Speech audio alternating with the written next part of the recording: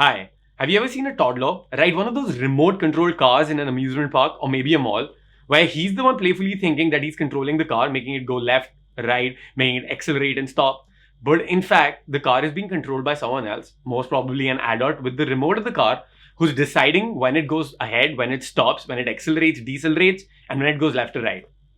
Our lives are sort of on an autopilot like that, and we're not the ones who are in control. It's usually a subconscious mind which was pre-programmed years and years ago, which is still affecting us how our life is turning out to be right now. Tell me if any of this sounds true to you. You're successful in life, you're going out, you're getting things done, you have a goal, you achieve it, you accomplish it, you demolish the shit out of it. But once you achieve it, there's a high that you get and you really enjoy it. But after some time, it sort of goes up and then goes down again, leaving you feeling miserable, feeling worthless, feeling like you're not good enough right now, and that you've got to be again going out and again accomplishing something else. Every time you achieve something, you're left to feel empty, and then you want to achieve the next thing, the next big thing, and then the next big thing every time. Or you find yourself being stuck in this pattern where you go out, you enjoy, you have fun, you get a lot of things done, you've got a lot of friends, you've got amazing experiences, you travel, you go everywhere here and there. Maybe you've been using some substances, maybe you're just having fun, you're living the life. But when you come back home, you feel lonely, you feel empty inside, and you feel that you don't belong anywhere. And there's this constant void of loneliness or this void of emptiness inside you that is eating you up. At the same time, you might be noticing certain patterns in your relationships, which just keep repeating again and again.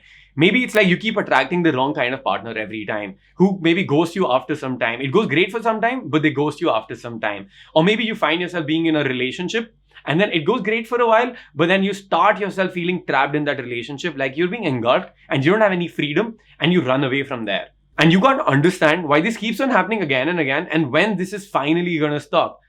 If you find yourself in those situations, I invite you to check out the subconscious anchors training that I've created for you. It's a completely free training where we're going to discuss the top 3 ways which lead to your subconscious anchors being formed and which are holding you down. Also in this training, I'm giving you an exclusive process that I share only with my private High Cycle clients. It's going to be for you, absolutely free of cost.